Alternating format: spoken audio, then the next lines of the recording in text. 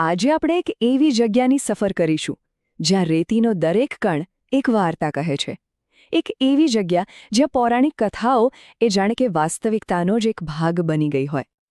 તો સવાલ એ છે કે આ માત્ર એક સુંદર દરિયા કિનારો છે કે પછી કંઈક એનાથી પણ વિશેષ, એક એવી પવિત્ર ધરતી જે ઇતિહાસના સૌથી ભવ્ય મિલનમાંથી એકની સાક્ષી રહી છે.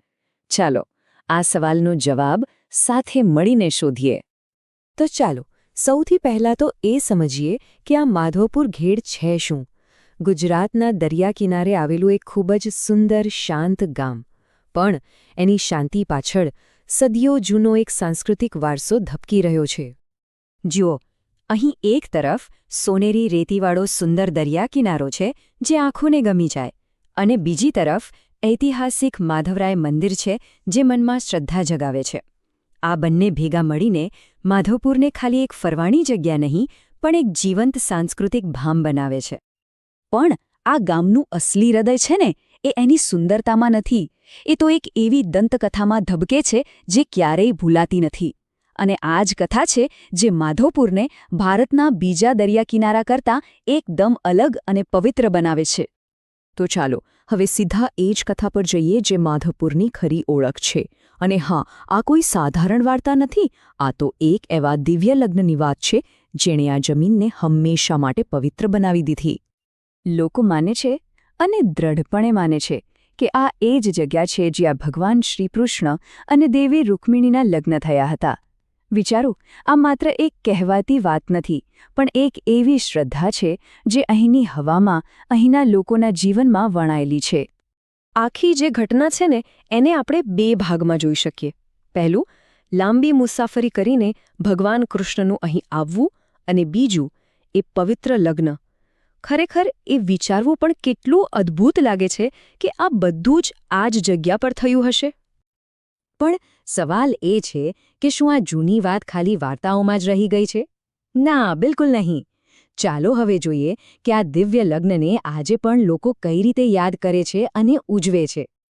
આ બધી ઉજવણીનું કેન્દ્ર છે માધવપુરનો પ્રખ્યાત મેળો. દર વર્ષે ભરાતો આ મેળો જાણે એવો સમય છે જ્યારે પેલી દંતકથા જીવંત થઈને ગામની ગલીઓમાં ફરતી હોય. એમ સમજો કે આ મેળો એટલે ભગવાન કૃષ્ણ અને રૂક્મિણીના લગ્નનું જીવંત નાટ્ય રૂપાંતર. હવે જરા કલ્પના કરો કે આ મેળામાં માહોલ કેવો હશે.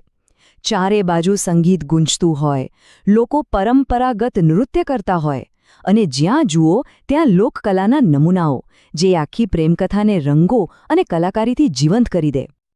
એટલે કે આ મેળો ખાલી એક તહેવાર નથી, એ તો ભૂતકાળને વર્તમાન સાથે જોડતી એક કડી છે. એ વાતની ખાતરી આપે છે કે આ વારસો માત્ર વાર્તાઓમાં ન રહી જાય, પણ આવનારી પેઢીઓ પણ એને અનુભવી શકે. તો પછી જો આ અદ્ભુત જગ્યાનો અનુભવ લેવો હોય તો ત્યાં પહોંચવું કઈ રીતે? ચાલો એના પર પણ એક નજર નાખી લઈએ. અને સારી વાત એ છે કે અહીં પહોંચવું ખૂબ જ સહેલું છે. ઐતિહાસિક શહેર પોરબંદરથી લગભગ 57 કિલોમીટર જ દૂર, એટલે કે શ્રદ્ધાળુ હોય કે પ્રવાસી, કોઈ પણ આસાનીથી અહીં આવી શકે છે. ટૂંકમાં કહીએ તો માધવપુરની ખાસિયત બેવડી છે. એક બાજુ પૌરાણિક વારસો અને અતૂટ શ્રદ્ધા છે, અને બીજી બાજુ કુદરતી સૌંદર્યનો ખજાનો છે. અને આજ તો કમાલ છે જ્યાં શ્રદ્ધા અને સુંદરતા એકસાથે જોવા મળે. અને છેલ્લે એક સવાલ વિચારવા જેવો છે.